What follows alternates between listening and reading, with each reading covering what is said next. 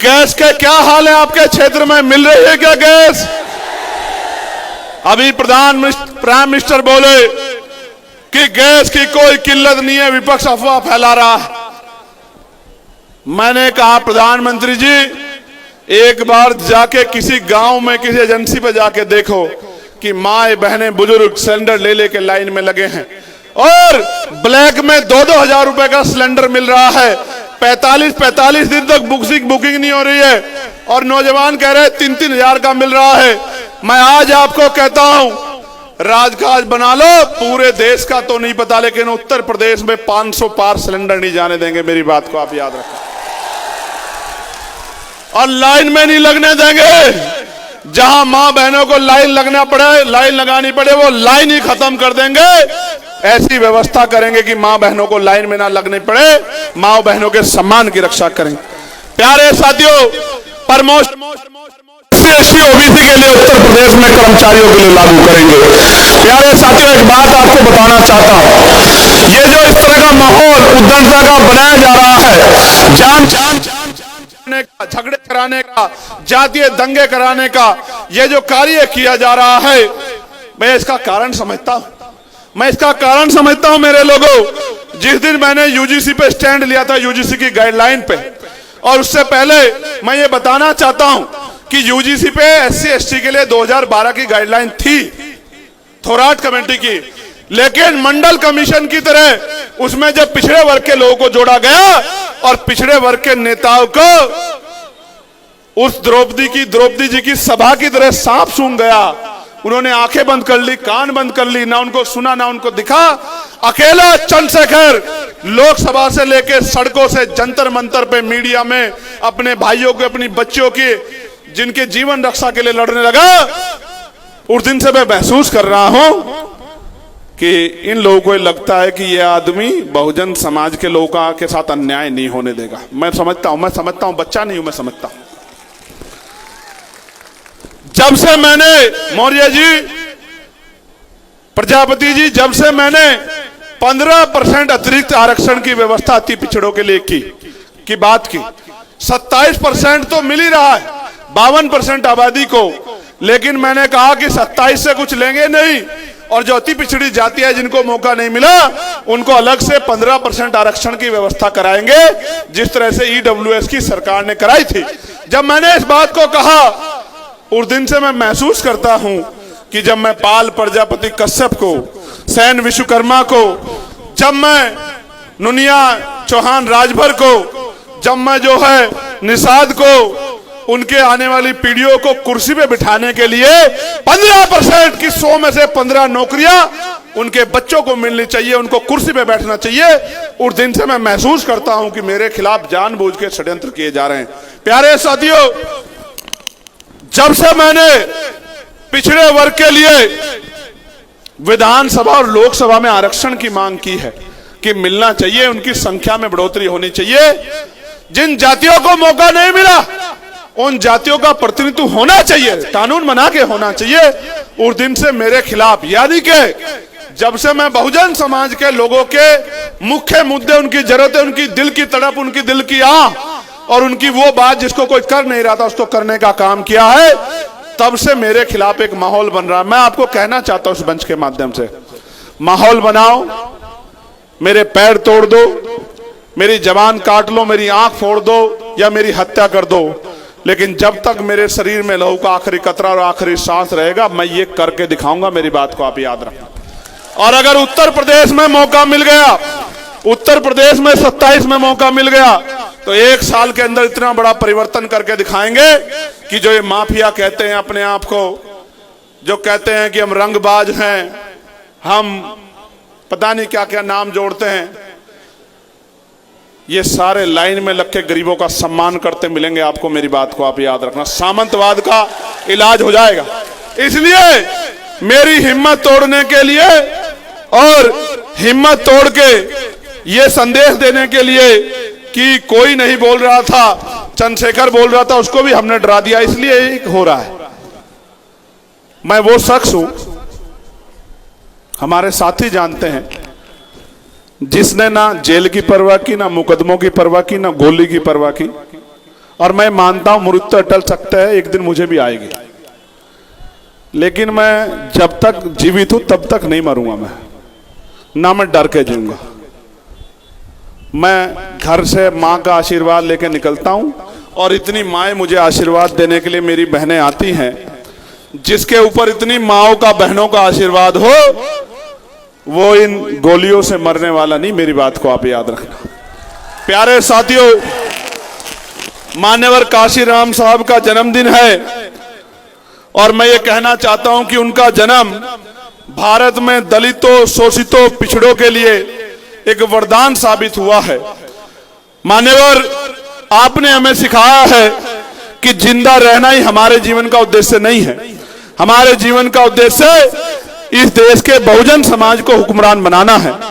जब तक हमें राजपाट नहीं मिलेगा तब तक हम सभी शोषण का शिकार होते रहेंगे, क्योंकि बलि हमेशा बकरियों की दी जाती है, शेरों की नहीं। मैं आपके जन्मदिन पे आपको बधाई पेश करता हूं और मैं मानता हूं श्रद्धांजलि देते हुए कि आपको सच्ची श्रद्धांजलि ये होगी कि जब हम मान्यवर काशीराम साहब का अधूरा सपना पूरा करेंगे। और सब बताओ कि मान्यवर काशीराम साहब का अधूरा सपना पूरा करोगे नहीं करोगे? आपकी आवाज कम है, मेरी आवाज ज्यादा। बताओ, सपना पूरा करोगे नहीं करोगे? वो जो पेड़ पे चढ़े वो बताओ, सपना पूरा करोगे नहीं करोगे? वो जो वहां पानी के टैंक पे बैठे, दोनों हाथ उठा के बताओ, सपना पूरा करोगे नहीं करोगे? प्यारे साथियों, आज फिर मेरे साथ दोनों अपने पैरों पे खड़े हो जाओ। सब लोग मेरे साथ संकल्प लो। जो संकल्प मैं यहां से लूंगा उसको दोहराने का काम करना। ऐसे हाथ करो, ऐसे। हम संकल्प लेते हैं कि हम 2027 में उत्तर प्रदेश के अंदर से भारतीय जनता पार्टी की इस सरकार को उखाड़ फेंकेंगे और आजाद समाज पार्टी की सरकार बनाकर मान्यवर काशीराम साहब के अधूरे सपने को पूरा करेंगे। संकल्प लेते हैं कि हम सत्ता परिवर्तन करेंगे। और गौर से सुनो, वोट हमारा बहुजन समाज के लोगों को जाना चाहिए और नोट भी हमारा बहुजन समाज के लोगों को जाना चाहिए। जो लोग यूजीसी के गाइडलाइन का विरोध करते हैं उनको वोट नहीं देना। मेरे लोगों, बिल्कुल मत देना उनको जो यूजीसी की गाइडलाइन का विरोध करते हैं। आप समझ लो, दो दुश्मन का पता कर लो। जो यूजीसी की गाइडलाइन का विरोध करेगा उसको ना वोट देना ना नोट देना। उससे हाथ जोड़ के कहना कि अब हमारे आंख कान खुल गए हैं। हमारे भाई को हमने वादा कर लिया है कि इस बार हम बहुजन समाज के लोगों को, एससी एसटी ओबीसी के लोगों को वोट देंगे, मुस्लिम समाज के लोगों को वोट देंगे और नोट भी उनको देने काम करेंगे। वादा करते हो नहीं करते हो बताओ? अगर आपने ये कर लिया तो फिर मैं आपको लिख के देता हूं कि जो लोग मुझे धमकियां दे रहे हैं ना, वो आपके दरवाजों पे नाक रगड़ते दिखाई देंगे आपको। मेरी बात, एक बात और बताना चाहता हूं। इस देश में बाबा साहब अंबेडकर ने अपने 4-4 बच्चों की कुर्बानी देके हमें वोट का अधिकार दिलाया। मेरे लोगों, ये वोट का अधिकार नहीं होता तो ये बड़े बड़े कुर्ते वाले, बड़े बड़े गाड़ियों वाले, बड़े बड़े महलों वाले, बड़े बड़े घरों वाले ये हमारे गरीब समाज की गलियों में नहीं आते। जिन गलियों में मोटरसाइकिल नहीं जाती, 4 पहियों की कार नहीं जाती, उसमें ये बड़े बड़े कुर्तों वाले नहीं आते।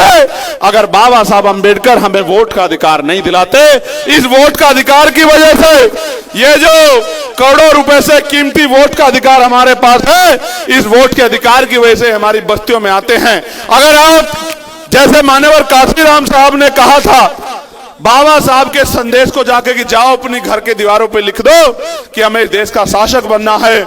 अगर आप अपने घरों पे लिख दोगे कि हमारा वोट भी यूजीसी की गाइडलाइन मानने वालों को और हमारा नोट भी यूजीसी की गाइडलाइन मानने वालों को, तो मैं लिख कर देता हूं कि ये लोग नारा भी लगाएंगे जय भीम का, नीली टी शर्ट भी पहनेंगे, नीला झंडा भी पहनेंगे, नीला रुमाल भी रखेंगे, और तो और हो सकता है आपको रिझाने के लिए पानी भी नीला करके ना पीने लग जाए। मेरी बात को याद रखना, ऐसा ना हो आपको दिखाने के चक्कर में, आपको प्रभावित करने के चक्कर में खाना भी नीला ना खाने लग जाए। अभी तो बहुत कुछ देखना बाकी है।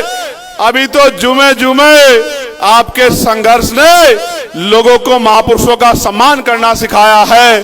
अब तो वो दिन आने वाला है कि आपको आपके हक अधिकार मिलेंगे, आपकी आंखों के आंसू सूखेंगे, बहन बेटियों का सम्मान होगा और स्वाभिमान सम्मान का जीवन मिलेगा। मिलना चाहिए नहीं मिलना चाहिए? ऐसे दोनों मुट्ठी में हाथ बंद करके हाथ उठाओ। सम्मान मिलना चाहिए नहीं मिलना चाहिए? रोजगार मिलना चाहिए नहीं मिलना चाहिए? हक अधिकार मिलना चाहिए नहीं मिलना चाहिए? देखो, इस बात को सोच के वोट मत देना कि चंद्रशेखर आजाद को कुछ बनाना है। इस बात को सोच के वोट मत देना कि आजाद समाज पार्टी को कामयाब बनाना है। एक ही बात को सोचकर वोट करना कि हमें बाबा साहब अंबेडकर, मान्यवर काशीराम साहब फूले साहू के सपनों को पूरा करना है। हमें अपने ऊपर जो कर्ज है उसको उतारना है। हमें अपने बच्चों को जुल्म, जाति, अन्याय, अत्याचार की बेड़ियों से बाहर निकालना है। हमें स्वाभिमान सम्मान का जीवन प्राप्त करना है। हमें इज्जत की रोटी खानी है, इज्जत का पानी पीना है, इज्जत से रहना है। क्योंकि बाबा साहब कहते थे कि आदमी भूखा रह सकता लेकिन अपमानित होकर नहीं रह सकता। मैं गलत तो नहीं कह रहा हूं? बाबा साहब ने जो कहा वो गलत तो नहीं कहा। आदमी भूखा रह सकता है ना। आपने 2-2.5 घंटे धूम में खड़े होकर बता दिया कि जिस संगठन का सिपाही अपने नेता के सम्मान में 4-5 घंटे धूम में खड़ा हो सकता है, वो गांव-गांव जाके अपने पैरों के भरोसे आजाद समाज पार्टी को घर घर तक पहुंचा भी सकता है, आजाद समाज पार्टी का लोहा बनवा सकता है। मेरी माओ से मैं कहूंगा, मेरी बहनों से मैं कहूंगा, बार बार जीवन नहीं मिलेगा। इसी जीवन में महापुरुषों के अधूरे कारवा को पूरा करना है। यह आपके आशीर्वाद के बिना, आपके सहयोग के बिना नहीं होगा। तो दोनों हाथ उठा के आपके अपने बेटे को, भाई को आशीर्वाद दो कि इसी बार मान्यवर साहब श्री काशीराम बाबा साहब और महापुरुषों का सपना पूरा करके आपके आंसू पोंछ सकूं। आप गरीबी की जिंदगी में खुश हो क्या? माओ को बोलने दो, अभी रुक जाओ। माओ बहनों को, खुश हो क्या गरीबी की जिंदगी में? ये गरीबी की जिंदगी खत्म होनी चाहिए नहीं होनी चाहिए? सुख सुविधाएं मिलनी चाहिए नहीं मिलनी चाहिए? जुल्म जाति बहन बेटियों पर रुकनी चाहिए नहीं रुकनी चाहिए? ये तभी संभव होगा जब आपका आशीर्वाद और आपकी उंगली आजाद समाज पार्टी काशीराम को ताकत देने के लिए उठेगी। मैं नौजवान साथियों से पूछना चाहता हूं कि ताकत दोगे नहीं दोगे? बताओ, दोनों हाथ उठा के बताओ। कोई पैसा लालच आके ददर की बात करेगा, बातों में तो नहीं आओगे, गुमराह तो नहीं होगे? कहते हैं ना कि संघर्षों के साए में घनघोर जवानी पलती है और इतिहास उधर झुक जाता है जिस ओर जवानी चलती है। जैसे नगीना के लोगों ने अपने आप को साबित कर दिया, धन्यवाद करो दोनों हाथ उठा के नगीना के लोगों का। आज लोकसभा में अगर आपका ये भाई बेटा बोलता है, इसका श्रेय नगीना को जाता है, आपके संघर्ष को जाता है, नौजवानों को जाता है, बड़े बुजुर्गों को जाता है। पिछले 11 साल से संघर्ष कर रहे मेरे साथियों, भूखे प्यासे रह के धूप छांव में लड़ने वाले मेरे भाइयों, मेरी बहनों, मेरी माओ, बड़े बुजुर्गों, मैं धन्यवाद दूंगा भीम आर्मी को, आजाद समाज पार्टी को, मिशन 78 के साथियों को कि अच्छे अच्छों को, महापुरुषों का सम्मान करना सिखा दिया आपने। और अंत में आपके बीच से विदाई लेते हुए कहना चाहता हूं,